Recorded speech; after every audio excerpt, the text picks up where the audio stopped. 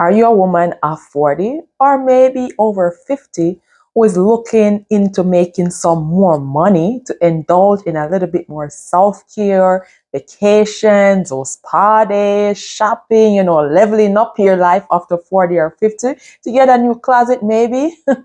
As mentioned in one of my previous videos, where I mentioned that us as women over 40 years of age, we go through so much. This is a pivotal time where we're in like a midlife crisis situation. I did mention some changes, both mentally and physical changes that we experience as women. And I also gave you some tips on how you can cope while being in this transitional age group of life. Now, one of the tips that I mentioned was having more me time, more self-care, more getaway. So no, you might be saying, okay, Yashika, where should I get this money from to do all these things that you are recommending? Now I have the remedy for the prescription that I gave in that video. And it's 10 side hustle ideas that you can start to make a little bit more money each month. These business ideas, you don't want to miss out on the last ones, because I think the last ones are the most lucrative ones. So stay tuned until the end to discover the last, especially the last three. If you're new to me here, welcome. My name is Yashika Turner, and on this channel, we're all thriving in life. So if you haven't yet subscribed, please go ahead and subscribe. Join the thriving family, as I will be doing more of this make money video series for you to thrive in life. Now, let's get right into it. Number one idea is cooking. Are you good at cooking? What's your special dish? What's your special tradition? Which, especially if you're an immigrant person, your tradition, the dishes that you make, living in a new country, especially here in Canada, persons might be drawn to whatever interests, more interested in some of the dishes that you have specialty from back home. Especially, I know Jamaican food, Caribbean food. If you're African Nigerian, I know your jollof rice, or jerk chicken, Jamaican jerk chicken, escovitch fish. So look into whatever ideas you have that you can create. If you are good in the kitchen, good with your hands, then you can start making a little extra money in cooking. And I'll also give you how you can get these business ideas to start up. So for example, you can start up by doing a weekly menu. Don't go too big with doing too much things all at once, but just send out a weekly flyer to say, hey, this is the meal idea, the menu idea that I'll be preparing for this weekend. And you have one special day where you do all the cooking. Persons they know, especially, so say it's a Saturday or a Sunday, whatever day in the week you choose, you decide, create your menu, you take your orders, take your payment, use that money, go buy the ingredients for the food. You prepare your food, sell. You can also do catering. So make your little flyers, take them to work, post them up on your WhatsApp status, so people know that that's what you do. So that's the first idea, cooking. Idea number two, are you good with kids? This is childcare services, offering childcare services. Now, there are a lot of single moms out there. There are a lot of working professionals. There are a lot of new immigrants, especially immigrants coming into the country. They're looking for childcare options. So if you have availability, especially for before or after care, before and or after care, or even on weekends. Some persons, they have to do night shift, like us nurses. We have to work weekends. We have to work holidays. So if you live in a specific neighborhood, you can make little flyers, post on maybe WhatsApp, post on Facebook, and you can start caring for kids in the comfort of your home if you enjoy caring for kids. So that's the second one. Now, number three, do you have an extra bedroom or an extra living facility within your house? You can be an Airbnb host or even rent out that space to a student, especially if you're living near to a university or a college.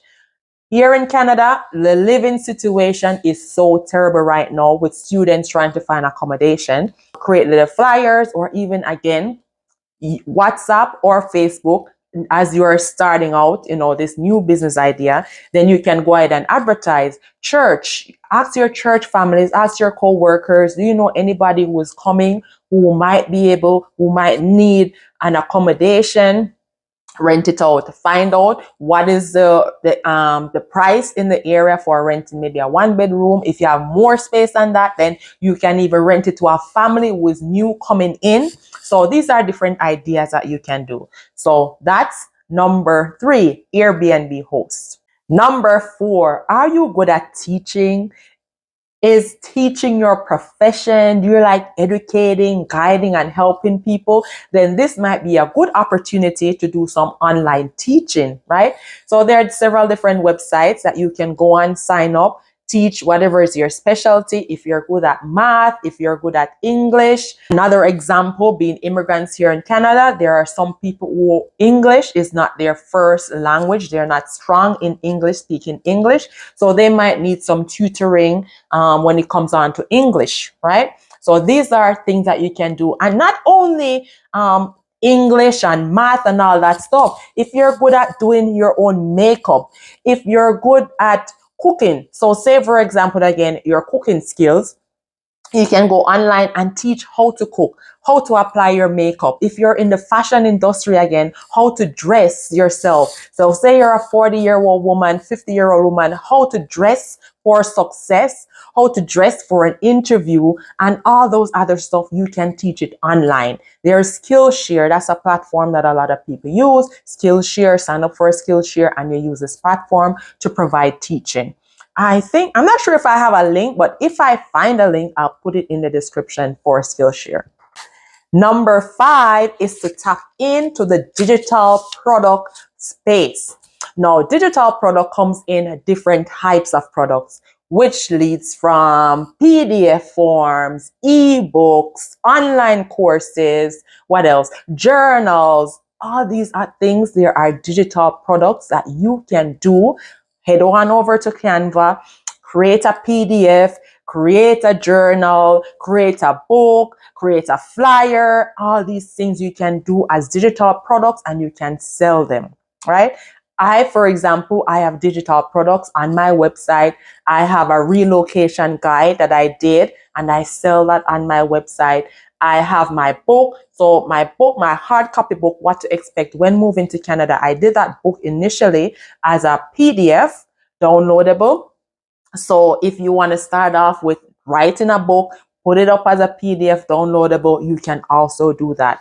There are worksheets. So again, if you're in the teaching industry, you can use tools for worksheets, for graphs, for graphics. There are a wide variety of tools and resources that you can use. Are you liking these ideas so far? Let me know in the comments which one you are thinking of starting as a side hustle for you right now. So now, are you here as we're coming closer to the more lucrative side business right now? Are you ready for a drum roll? Now we're going to touch into some of the financial servicing area that you can start up in. And next one that I have is bookkeeping. Are you good at finance? Are you good at accounting? Now, there are a lot of startup, new entrepreneurs, small businesses. So you can be a bookkeeper for these small starting up businesses, right? You can pitch yourself. If you see a new business in the area, small business in the area, you can say, hey, I'm an accountant. I can do your bookkeeping, help you out. So you create your flyer, again, as I mentioned, Facebook Marketplace or WhatsApp, and you start promoting yourself. Number 7, this is not in the finance space, but it could be also speaking engagement. Are you a speaker? Do you love to talk? Rather, do you like to talk? Are you a chatterbox, as we will call it in Jamaica? So if you are a person that like to talk, like to engage, you're an extrovert, you're not afraid of the crowd, you're not afraid of a camera, you're not afraid of talking. Now, speaking could be another lucrative side business that you can start up. So the speaking engagement could be from knowledge, your previous knowledge. It could be from your career experience. It could be from life experience. It could be motivational speaker. It could be hosting like a guest speaker. It could be hosting like an MC for a wedding, for an event. So if you know that speaking is your gift, why not monetize that gift? Start making some money from that gift, right? So again, make your little flyer, advertise, put a price on it, and you start your speaking engagement, right? One cocoa, full basket. So now I have the last three. Are you ready? Do you have any idea what the last three might be? Any idea? And I have for number 8, it is coaching and mentorship. This is one of my favorite ones. I love to guide people, educate people, just be a guiding light and empower others. Now, this is a form of coaching. If you find yourself that you're good at, encouraging people, motivating people, people always calling you and asking you, what about this? What idea do you think? They like to pick your brain, asking you for guidance. This is a form of coaching, a form of mentorship.